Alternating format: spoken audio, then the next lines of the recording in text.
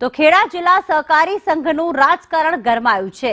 જિલ્લા સહકારી સંઘની ચૂંટણીને લઈને રાજકારણ ગરમાયું છે। ભાજપ દ્વારા ચૂંટણી બિનહરીફ કરવા એડી ચોટીનું જોર લગાવવામાં આવ્યું।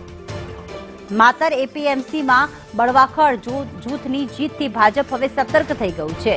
તો જિલ્લા સહકારી સંઘની ચૂંટણી ભાજપ માટે એક મોટો પડકાર હોય છે અને 13માંથી 6 બેઠક બિનહરીફ કરાવવામાં સફળતા મળી છે। માતર, નડિયાદ, કપડવંજ બેઠક મોટા માથાઓ સામસામે। કરુણેશ અમારી સાથે જોડાઈ ગયા છે। કરુણેશ, ભાજપ સફળતા લેવા માટે અને વધુમાં વધુ બેઠકો કબજે કરવા માટે અત્યારે સતર્ક થઈ ગયું છે। શું વધુ વિગતો સામે આવી રહી છે આ ચૂંટણીને લઈને? જી બેદી, તો હાલ ખેડા જિલ્લા જે સહકારી સંઘની જે ચૂંટણી છે તે આગામી 4 જાન્યુઆરી યોજાનારી છે, પરંતુ આ ચૂંટણીને લઈને હાલ રાજકીય જે માહોલ છે તે ખૂબ જ ગરમાઈ ગયો છે। આ ખેડા જિલ્લા સહકારી સંઘમાં કુલ 13 બેઠકો છે, એમાંથી હાલ 6 બેઠકો બિનહરીફ થઈ ગઈ છે અને બીજી અન્ય જે 7 બેઠકો જે બાકી છે તે 7 બેઠકો જીતવા માટે અને એમાંથી મોટા ભાગની બેઠકો બિનહરીફ કરવા માટે ભાજપ અત્યારે તમામ પ્રકારનું એડી ચોટીનું જોર લગાવી રહી હોય તે પ્રકારના અત્યારે સમીકરણો દેખાઈ રહ્યા છે। જેમાં એક બીજી બાજુ એ પણ જોવા મળી રહ્યું છે કે જિલ્લાની અંદર ખેડા જિલ્લામાં કોંગ્રેસની નિષ્ક્રિયતા પણ જોવા મળી રહી છે અને કોંગ્રેસની ક્યાંક નિષ્ક્રિયતા રહી છે અને કારણે જ ભાજપ 6 જે બેઠકો છે એ બેઠકો જીતવામાં સફળ રહ્યું છે।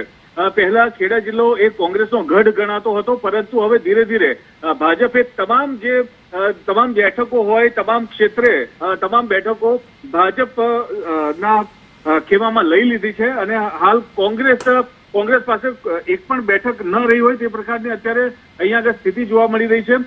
ખાસ વાત કરીએ તો માત્ર એપીએમસીમાં ચૂંટણીમાં જે રીતે કેસરીસિંહ સોલંકી કે જે પૂર્વ ધારાસભ્ય માતરના રહ્યા તેમને ભાજપમાં બળવો કર્યો અને એમને જે બેઠક છે તે ભાજપ હારી ગયું, ત્યારે આ બાદ અત્યારે ખેડા જિલ્લા ભાજપના જે હોદ્દેદારો છે તે તમામ જે જાગૃત થઈ ગયા છે અને તમામ જે બેઠકો છે એ બેઠકો જીતવા માટે એડી ચોટીનું જોર હાલ લગાવી રહ્યા છે। અને સૌથી મહત્વની વાત એ છે કે માતર, નડિયાદ અને કપડવંજ આ જે બેઠકો છે તે બેઠકોમાં જે ફોર્મ ભર્યા છે તે તમામ ઉમેદવારો, ધુરંધર ઉમેદવારો સામસામે જોવા મળી રહ્યા છે। હવે આગામી 23 ડિસેમ્બરે ફોર્મ પાછું ખેંચવાની તારીખ છે, ત્યારે જોવાનું રહેશે કે 23 ડિસેમ્બરે કેટલા ઉમેદવારો ફોર્મ પરત ખેંચે છે। બિલકુલ, આભાર કરુણેશ તમામ વિગતો માટે।